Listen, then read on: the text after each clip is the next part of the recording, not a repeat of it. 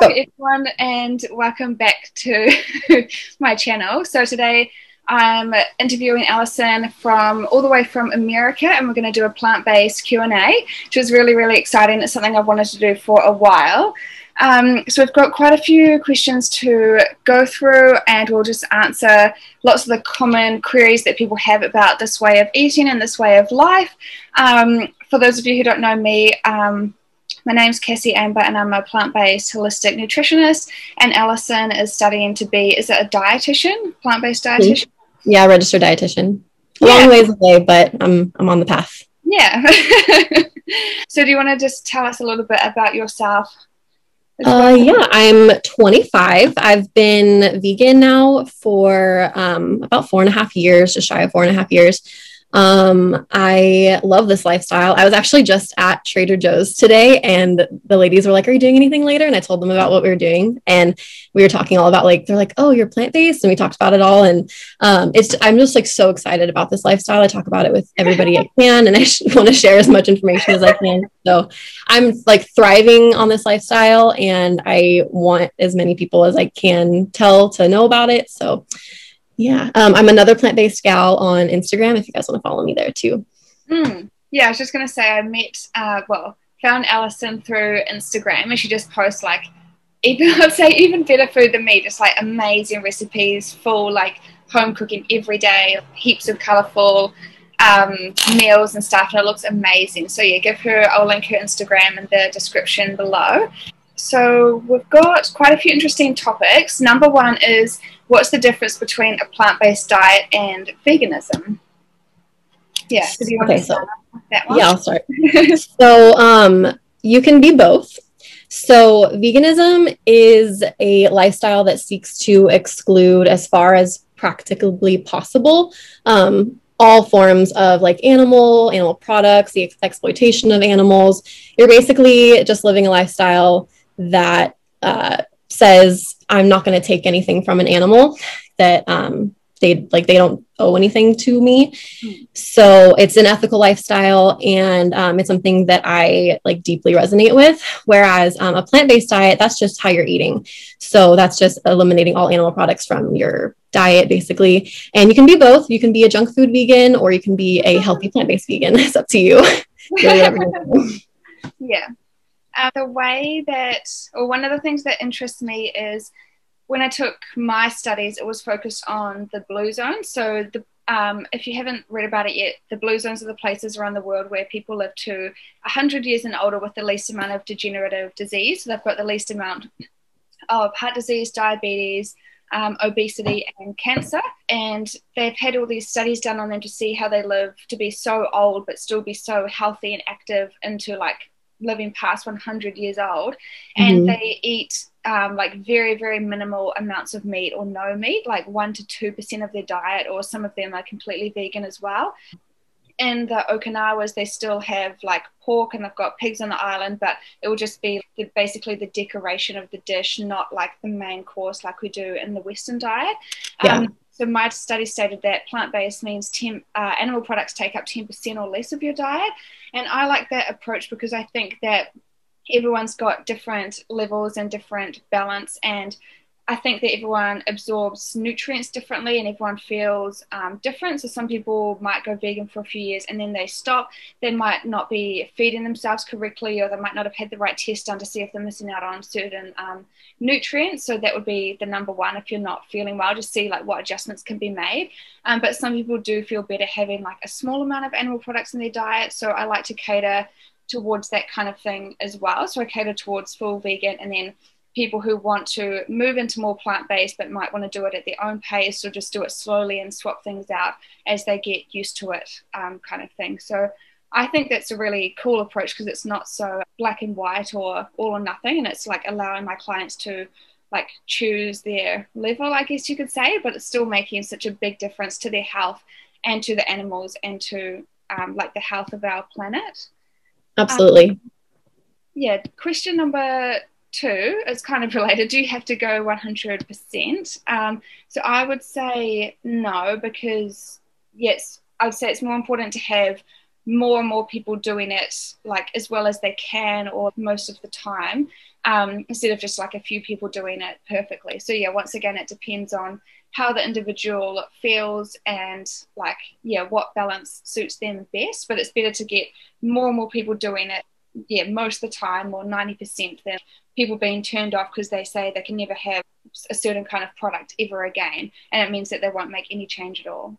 So yeah. Absolutely. That's such an overwhelming feeling when you are changing your lifestyle or starting a new eating pattern. You're like, wait, I can't have, this, that, and the other ever again. What do you mean? And that like freaks people out. I was really freaked out by that at first. Like as like weird as this sounds, I loved goldfish crackers. They were like one of my favorite snacks. And they have dairy in them.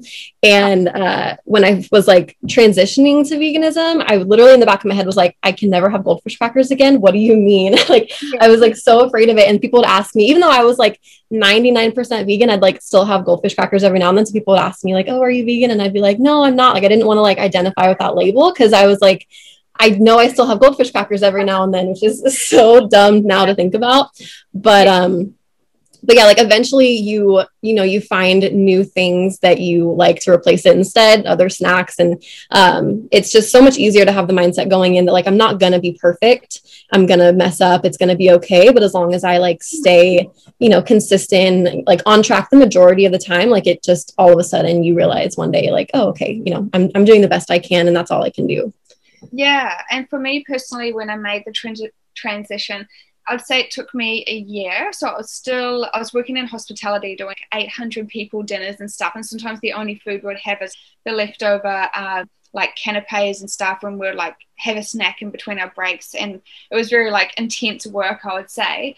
But I'd say I still ate like one meat meal a month for the first year. And then eventually, I had cut way down on cheese and stuff. And then eventually I just found that I didn't really crave it anymore. Like the taste was really intense because with plants, like there's hardly any sodium or fat, like saturated fat or anything like that. And then when you do have those products again, it's very, very rich that I can't really tolerate it anymore. Or like it's a bit too intense for your taste buds. So I just feel like, even if you just make a start and just do a most of the time approach, or even just eat vegan or plant-based during the week, then eventually your taste buds and body will adapt, and then it makes it easier to make the transition, I'd say. Yeah, absolutely. You find new things that you love, and all of a sudden you go to eat those other things that you thought you loved, and you're like, oh, I don't really love this as much as I thought I did. Question number 3 is how to substitute some of the main essential nutrients like protein, iron, and calcium, and how much do we need. So I do have like a free 7-day plant-based introduction course. I called it Plant-Based Masterclass series. So I'll just give some of the like alternatives that you can have.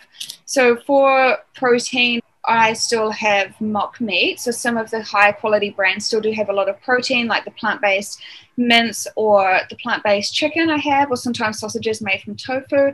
Other than that, tempeh and tofu are great options. There's like some veggies like broccoli and asparagus, and soy milk's got a good protein content. Nutritional yeast is like a cheese substitute. It just tastes like cheese flakes, but it's dairy free, and it's also great for B12. So you can mix that into pasta sauces, put it through any savory dish, put on top of your avocado toast, into stir fries. I also love that pulse pasta, which is made from chickpeas, beans, peas, and lentils, and adding like quinoa to my salads and stuff as well is really nice. Some of the ways you can get iron is just in a lot of the foods we're already eating, like beans and legumes, tofu and tempeh again, pumpkin, sesame, hemp, and flax seeds, nuts and nut butters, dark leafy greens, mushrooms, tomato paste, grains like amaranth, sprout, oats, and quinoa. It's just like in already a lot of the foods that we have. And then with calcium, that can come from dark leafy greens. A lot of the plant milks are already fortified with calcium. You can also get it from tahini, blackstrap molasses, beans, peas, and lentils again, seaweed, nut seeds, and rhubarb stalks and oranges. So there's still a lot of ways to get that. So if you want to learn more about this stuff in depth, like B12, zinc, iodine, omega-3, I cover like all of those nutrients. I'll link that plant-based masterclass series below. And then we'll just give insights into what actually happens in the animal industry that you may not know about, and then different tips to get you started. Do you have anything you'd like to add for getting your nutrients, or maybe talk about the app that you use for your meal tracking? Yeah, you definitely covered pretty much everything. I would just say like my biggest tip for like getting all the different nutrients is just to try to eat a big variety of foods. You know, some people get stuck on like they love potatoes and rice and they love tofu and they love broccoli and they love oatmeal, and like that's pretty much like where they're getting most of their calories from every single week. But there could be certain nutrients that are a little bit lower. Like you said, like tahini has like tons of calcium. Throwing that in like a few times a week if you can, or, you know, adding in some different like chia seeds or hemp seeds or flax seeds, or just like having a variety of vegetables and nuts and seeds and grains. There's such an abundance of different foods out there that are plant-based, and it'll just increase the amount of nutrients that you're getting, and like from all the different sources, because everything has a little bit different macro and micronutrient profile. So you want to be getting them from like lots of different sources. So I always hear all the experts say that like for a healthy gut microbiome and for nutrients that you want to be aiming for like about 40 different plants per week. And it's kind of a fun thing to do. Just like sit down and think like, okay, normally I have onions and garlic and I have black beans and corn tortillas and, you know, all those things. You like kind of lay out like what your week kind of looks like and see like, am I getting a variety of plants? Because if you count it all out and you're only getting like 12 plants per week, like that's great and all you're, you know, getting all your protein and everything, but like all the different plants have tons of different micronutrients. So like I would just recommend getting like a variety of them and sitting down and like really finding out like, am I getting a variety of plants per week? Yeah. So that's what I'd recommend. Also, that app that you were talking about just now is called Cronometer.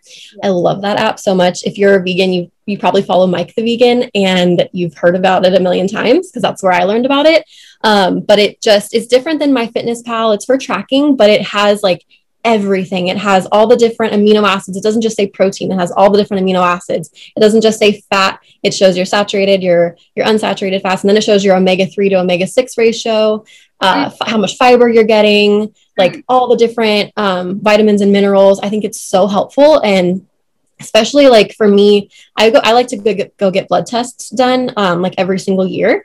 And that's kind of expensive and not everyone can afford to go do that. So it kind of helps you to be a little bit more sure of your diet when you know, okay, I've tracked like a few days where like these are like the normal things that I'm eating throughout the day. And it's like green bars across on everything. Like I'm getting everything that I need. It helps you to feel a little bit more confident about a plant-based lifestyle.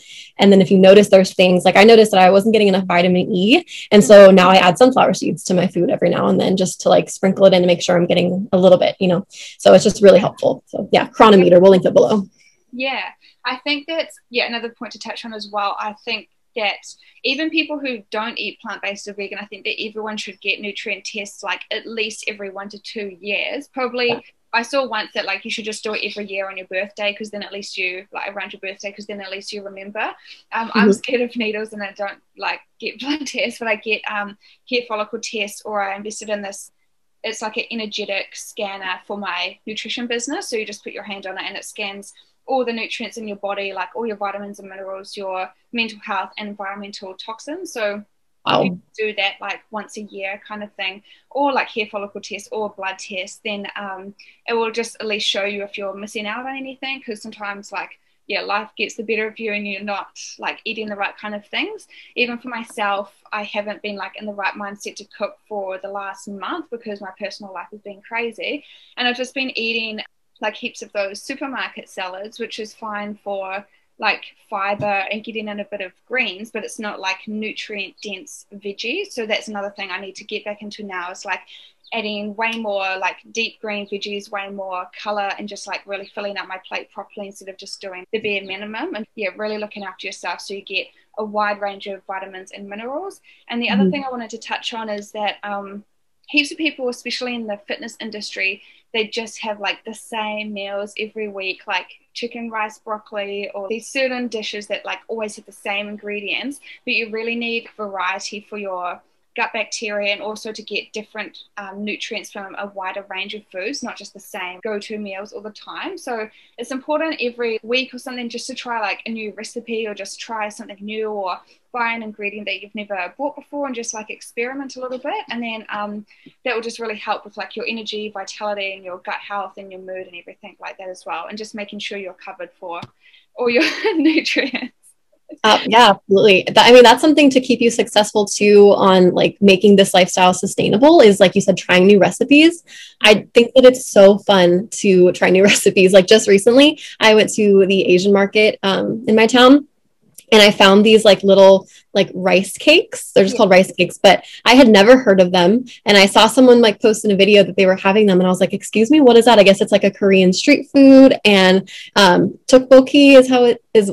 I don't know if I'm pronouncing it right. I looked up like how to pronounce it, and I'm pretty sure I am, but that's what it's called. It's really difficult spelling, but we made that the other night, and we had just like this really cool experience. Everyone in the house was like, what are you eating? And we're like, it's so much fun to just try new foods. Like when I wasn't vegan, I pretty much ate the same meals. I ate like a lot of fish and a lot of chicken, and I guess I ate like some vegetables, but like not really. I just had no idea like all the amounts of foods that were out there. And I'm constantly, my dad's actually transitioning to a plant-based diet, and he's constantly like, wait, what is that? He's like never heard of anything that I'm talking about. And it's just kind of fun. Like there's all these different cultures and all these different foods that are available that like sometimes we're just stuck in our little bubble and we never branch out. Yeah. So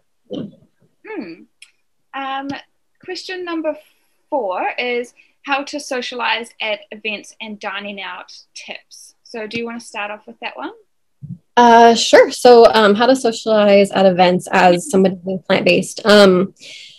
It's easier, I think, for me. A lot of my family and friends are plant-based. Yeah. So I don't really have, I can empathize. Like I can understand. There were times when I first went vegan where I would go to, like, I remember I went to Christmas once, and I just ate a baked potato, and my grandma was like, why aren't you having the ham? Why aren't you having the turkey, the gravy? I made your favorite potato salad and all these things. And I was like, no, I'm good. You know, you can, I just like played it off. Like I just wasn't that hungry. And, because I knew like it would just turn into this like big whole conversation. So I think like in those moments, kind of pick your battles. If you want to like, you know, be open and honest with your family and tell them why you are eating this way, go for it if you think they're going to be receptive, but just know that sometimes they won't be. And that's only because they care about you. They think that you're going to die of a nutrient deficiency. Yeah. And sometimes it's just a little easier to like order some dry toast and jam at a restaurant with them, or, you know, just kind of like enjoy the social aspect of it without really like enjoying the food aspect of it. If you're at a restaurant that is like chosen by somebody else, there have been plenty of moments where I remember one time I had to go to like a fish place. It was like Joe's Crab Shack or something. And they had broccoli as like a side order. And I was like, okay, I'll just have some broccoli. Like that's happened to me before. But most of the time it's not like that. Most of the time socializing is no big deal and it's fun. Just know that, you know, you can make it work pretty much anywhere you go. And as long as you're with the right people that care about you and, you know, are going to respect you, then it's going to be a good vibes all around. So, yeah, what I kind of do is, if I can, I usually just have my go-to places that I like to dine out, and wherever I'm living at the time, I just find the places that do offer like amazing vegan food. And then I know it's not going to like upset my stomach, and also like trying to get gluten-free stuff as well. But most places are pretty open to it now, but it wasn't long ago. Some places still don't know what it is, like some of the chefs and stuff, and they're like, I see people post in their vegan groups and they like ask for something vegan. Oh, I've done that before. I worked this job. I just had to hand out like pour sparkling wine at a golf course, and then they asked for your dietary requirements before, and I put vegan, and this really sweet older lady was cooking. And she's like, oh, are you the one that was vegan? I'm like, yeah. And she's like, okay, here's this quiche. And it had like egg and pastry. And I think, can't remember if it had ham in the bottom or not. No. Like cheese on top. And she thought it was vegan. I'm like, oh, thank you. And I think I just ate like a little bit of the pastry from the outside. Oh my God. Like she really tried though. But there's been like, yeah, there's a few places where if you don't have meat on your dish, the only thing is those salads with like the stabby lettuce, like the sharp lettuce that's really gross and a really gross dressing. But usually like you just find your go-to places that have really amazing food, and then like they cater for everyone, and like even friends who aren't vegan will love that food as well. So I always just like look at the menu beforehand, or just go to the places where I know will cater for me. And with how to tell your partner, friends, and family. So when my family found out, they were like, horrified and like, thought that I was going to die as well. But it is only because they care about you, and they've brought you up like eating that food for your whole life, and then for you to like not eat this thing that's like the main staple on their plate, they like really worry about your well-being and stuff. So I think just making sure they know that you're like actually looking after yourself and you're like eating properly and nourishing yourself well, that's the main thing. And my dad actually, like I said, he's been eating more plant-based, and I just took him recently. There's an all vegan Mexican food place locally, and I took him there, and he had never tried jackfruit before. And I was like, I bought him a can of it, and I was telling him how to cook it, but he was kind of like skeptical about it. And he just like wasn't sure. He's like, I don't understand. But I was like, just come with me and we'll go get a jackfruit carnitas burrito, and then you'll understand. Like, I'll show you how good it is. And we were sitting there eating, and he was like picking it out, just like, how, like, this feels and tastes like this is like meat.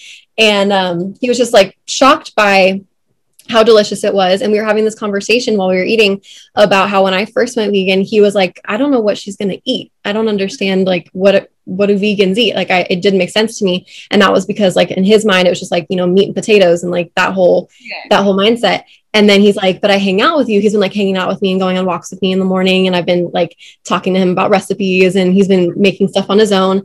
And he's like, I'm trying all these new foods like I didn't even know existed. And, anyways, there's just so many foods that like people just aren't sure of. And going vegan and or eating plant-based, like, oh my God, I'm losing my words. I'm sorry. I was just going to say, go ahead. You're just exposed to like this whole new lifestyle. I was just going to say one story that happened to me at like a family Christmas as well. This was like only 2 years ago, but it was like with family that I don't usually see on my stepdad's side. And then they really made fun of me that year because they just thought I was so weird and like, how could I not eat meat and stuff. And then they handed me the plate, and they're like, you can eat the plate for lunch because the plate's vegan, and like you want to go out there and like eat the grass with the cows because that's vegan. And I was like, like the most fake laugh. But then what you do, you just bring them the most amazing vegan food. So for the last few Christmases, I've always made these lentil and mushroom sausage rolls, and it's got a blend of like tomato sauce, barbecue sauce, and sweet chili sauce just mixed into it, and then like heaps of herbs and spices and stuff. And then it's very meaty tasting, but it's plant-based or vegan. And all like the big men, like my big uncles and stuff, it was like their favorite thing. They couldn't like believe it. So bring amazing food. And then before we go on to the next topic, I just wanted to touch on my nana as well. I think she's nearly 70. I think she's 69, and she has been vegetarian for ages, and then just recently I think she eats like similar to me, so she still has fish and then eggs just from chickens from like local lifestyle blocks in the town, but like 90% plant-based. And she is so healthy for her age, and she walks the dogs 5K every second day, like so fit. And she's got pet cows as well. She left her office job when she was younger and then went into dairy farming, and then she was the nicest like farmer you could have, but she had to end up getting out of it because she couldn't handle taking the babies off their mums and stuff. But she went into it for the love of it, but then like after a few years like couldn't do it anymore. And I asked her the other day, I was like, oh, do you still have that cow that's 18 years old? And she still has it, like from all that time ago. She just like keeps them for pets. She drives out there like every second day to change all the fencing and stuff, and like runs the dogs there. She's just so fit, and like will carry huge hay bales, do all the fencing, walk up and down these steep hills, and she's plant-based, and she's nearly 70. So I think that's the goal. That's amazing. That like really, really helps you become healthier. And even my papa, he's diabetic, and then once she started changing his diet too, like his eyesight, like your eyesight, I think you start to get cataracts or something when you get older, and it was just improving and getting better and better as he was getting older. And the doctors were like, how is this happening? Yeah, it's because of the diet. So that's really inspiring, I think. Absolutely. Yeah, that is inspiring. That's the goal. Like I like tell my fiance all the time because we talk about the blue zones too a lot. And I want to know, like, I wish I could just like kind of jump there right now and see like, you know, after a whole lifetime of eating plants, like what is my 80-year-old self going to look like? Like, you know what I mean? I want to know. Yeah. The next question is finding middle ground with a non-vegan partner. So with you and your partner, you both eat exactly the same, right? Was it always that way? Or did one of you, I think started first, didn't he? He's been vegan for, it'll be 9 years in August. Oh, And we actually were like introduced to each other because somebody was like, oh, I know a cute single vegan guy. And I was like, oh, whatever. But yeah, so we've like had that in common. Like our whole first date, we just vibed. We had that, we were on the same page. But I was, prior to my current partner, I was with somebody that wasn't vegan. And that was really hard. He wasn't understanding at all. He wasn't supportive. We didn't have the best relationship to begin with. And when I went vegan, he just thought it was like a joke. He like didn't take me seriously. I remember one time we were actually in San Francisco and he had ordered bacon and he was like putting it like to my nose, telling me like, try and taste it. Like, this is so good. It was really bad. So, wouldn't recommend that. That was like what made me see like, okay, like I absolutely, like I have to end this relationship for like a plethora of other reasons. But that was something that I was like, you know, that's just completely disrespectful and wrong. So I didn't have a positive experience being in a relationship with somebody that wasn't vegan. But I do know that a lot of people do obviously make it work because they're with somebody that is way more respectful and supports them. And as long as you are understanding of the other person and, you know, going into it, obviously it was easier because I like was able to choose to find somebody that was vegan. Or I guess it just kind of ended up that way. But so I really don't have that much experience with being with a non-vegan partner, but I do know that like tons of people have videos about it on YouTube. They make it work. They like to talk about their experiences with it. And I think if you guys like have a bunch of understanding and love and respect for each other on other levels, then that should just be a no-brainer when it comes to like your food choices. Yeah. For me, they've got to like my food and yeah, just be respectful and I guess have the same, like at least half the same values and interests. I couldn't be with someone who's like, yeah, doesn't want to look after their body and someone who just eats it all the time. Like I wouldn't expect them to be exactly the same as me, but I couldn't handle if they're cooking all this like really like fatty meat and then like if the smell is stenching through the house. Like even bacon is really, I like plant-based bacon. There's brands that make it very realistic, but the smell of real bacon is very intense and mints. And like I even used to do supermarket sampling and hand out samples of coconut water and stuff, and at Christmas time they cooked a ham in the supermarket and it was like wafted over to my store. But like I wouldn't be able to have that in my house, but as long as they like are respectful and like my food and like interested in making some of the same choices kind of thing. And it's really sad when you see in these Facebook groups these women have kids to this like husband and the husband won't even taste the food they make and they won't even eat it. They expect them to cook it for them. It just sounds like so disrespectful and stuff. So it's not like the food's disgusting or anything. So as long as they respect you and just finding that middle ground, and heaps of people like they'll just cook like the normal dish, like make the stir fry or whatever, and they put it like the tofu in or whatever alternative they want, and then the guy will just, or the other partner will just cook their like chicken or something in a separate pan and add it to the meal after. So that's the way to do it as well. I just wanted to share a story. I just remembered about my flatmate. So the girl, it's a young like married couple, and the girl is vegetarian and the guy is not, but they like eat mostly vegetarian because she does most of the cooking, or I guess he just wants to respect her. And she's gone away on holiday and the guy bought like plant-based burger patties when she's not even home. I saw them on the bench, and then his he was on the like phone to his friends and they're playing like video games, and the guy was like, oh, like, do you only eat veggie because your wife is? And he's like, oh, well, most of the time, but when and they said, isn't the mock meat like more expensive? And he's like, yeah, well, I eat veggie most of the time, but he said, if you think about like the state of the planet, I don't mind putting a bit of extra money towards that to help the planet. And I was in the kitchen I was like, it's so nice to be around people who even think like that or even care, even if they're not perfect, but like, yeah, just people who value that same stuff, willing to make an effort. I was like, that is the cutest thing ever. Yeah, that's awesome. Yeah.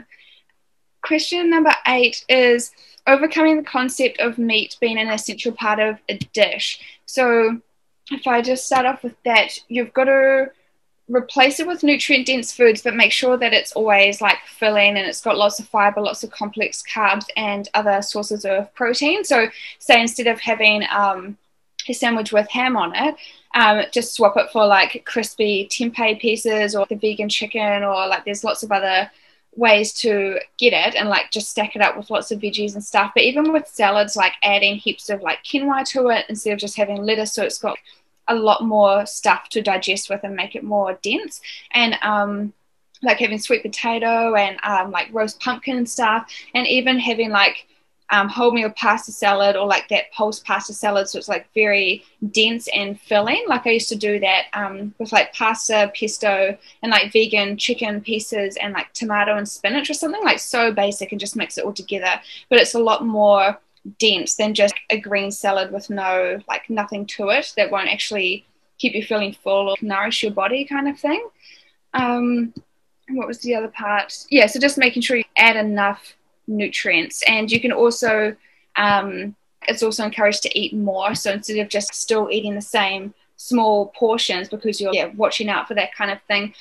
Heaps of, or a few girls that I know, they post in the Facebook groups, their guys work intensive labor jobs and they're trying to get them to eat vegan, but they weren't like giving them enough food to fuel their day. So you can really stack up your lunch. I take like a whole bag of food when I go to work. Me like too. all Me my too. bags, yeah, like my lunch or my salad or a sandwich or whatever, then like apple and like protein bars, and I take like a smoothie or a protein shake for like when I'm working, and like, yeah, I take heaps of food. But yeah, definitely making sure you eat enough. And do you have anything to add to that one as well? No, that you covered. Question number, this one's kind of the same. Yeah, how to feel full without meat. So yeah, just making sure you stack your plate up, adding lots of nutrients, always making sure you eat enough protein, having lots of complex carbs, and yeah, it's pretty easy, and just making sure you eat enough food. Does it affect muscle mass or fat loss? So I went plant-based. Well, I started my plant-based journey the same time I started strength training, and I went to the gym and got a weights program from the PT, and I was like, I did like athletics and lots of dancing and netball and rugby when I was young, and I was already like, I'd say I thought I was already muscling. I was like, I cannot do weights because I'm going to look like a man. And then he was like, no, trust me, you won't. And then I went plant-based at the same time.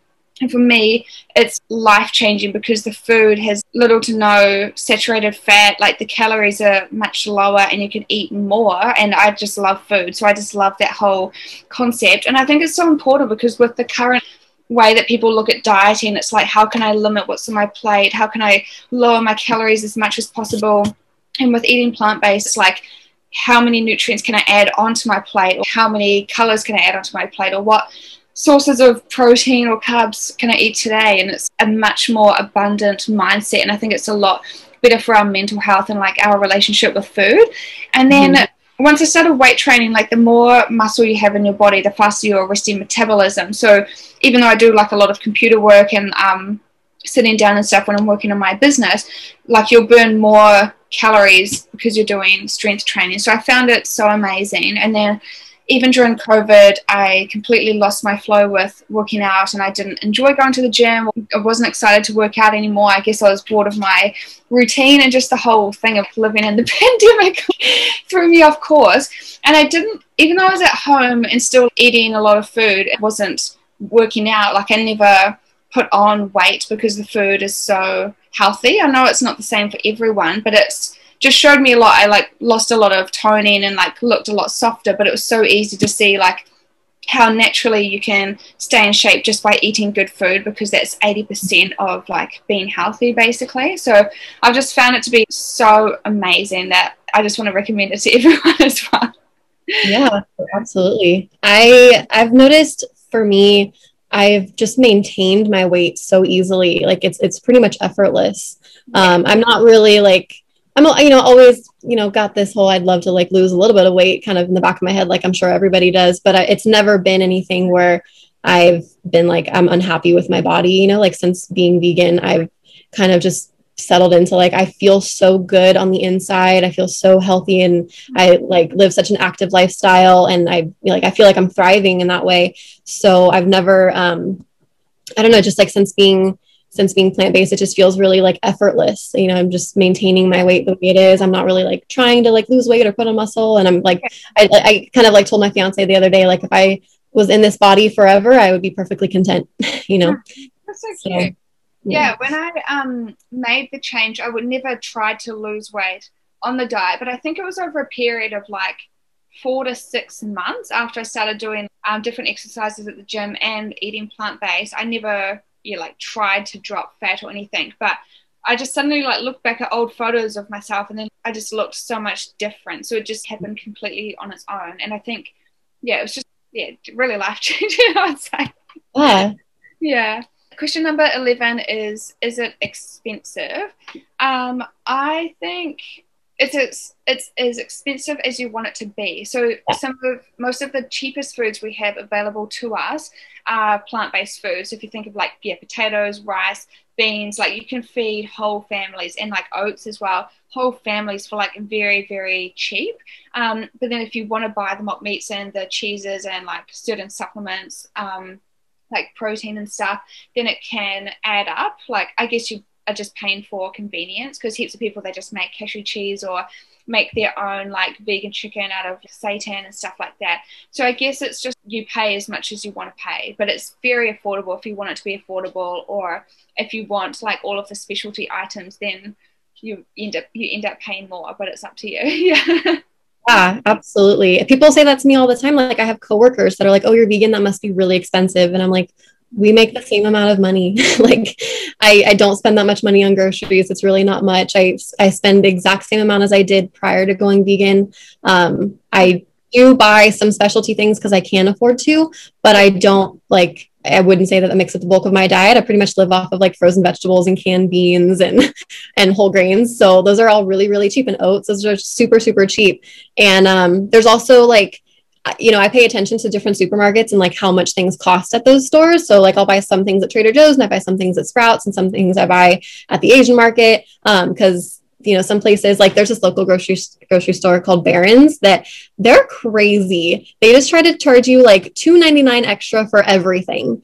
And so like if you go to certain health food stores, or I don't know, I don't really shop at Whole Foods that much, but Whole Foods, anytime that I am there, I feel like I spend more money than I do anywhere else. So being mindful of those stores. There's actually a video that I was telling you about before that we can link for everybody to watch, but it's from Rich Roll, where he actually like goes into, I think he only spends $25, but he says like, what does $25 get you at this store and this store and this store? And he goes through like, I don't know if he just does it all in a day or if it's like over the course of a week, but it's just like him on his little shopping cart and throwing in like two things, like two juices at this one store and spending $25 and being like, oh yeah, veganism's expensive, right? And then he keeps like moving down the ladder, like to other grocery stores. And then he ends up at a market at the end where he fills his cart full of stuff for $25. And, it just depends like where you shop and what you're buying. So we should link that video for everybody to watch. It's really interesting. Yeah. So I think, yes, like not expensive. I guess green vegetables where I live are expensive, but like if you just bulk it out with like your starchy veggies and stuff as well, and like tofu is so cheap, like it can be really easy to do, but it depends how you go about it. My dad and my brother actually, I never shop there, but they're always like raving about that they shop at the 99-cent store and that they get produce there. Yeah. And I didn't know that they had that. And he's always telling me that they've got like random little vegan products that he'll find, like vegan yogurts or cheeses or things like that. I don't really know how those stores work, if it's just like they have a way to get like overflow from other stores, or I'm not sure why it's so cheap, but that like there's tons of options out there for people. And there's also, I have something locally and somebody watching this might have something to them, but there's actually this like food bank that you can go to, where you spend, I think it's like $20 or $15, and you can just fill up your cart with stuff. And they have like a big whiteboard in the room full of like, you can get like 4 cucumbers and 3 squashes and a whole bag of potatoes and all of these things. And you can do like the plant-based like version of that. You don't have to like get the meat or anything that they offer. But there might be something like that for you in your area. You just have to check it out and see. Cause I know my dad was doing that for a while. He brought me this like huge case of coconut milk yogurt one time. He's like, here, I got this for like 10 cents. And I was like, what? Like, why? Or like he found like BioLife cheddar slices there one time that were like 99 cents instead of like paying like $4.99 that you would normally pay somewhere else. So just do some paying attention to the prices places and see what you have locally to get yourself a bargain. Yeah, that's a great answer.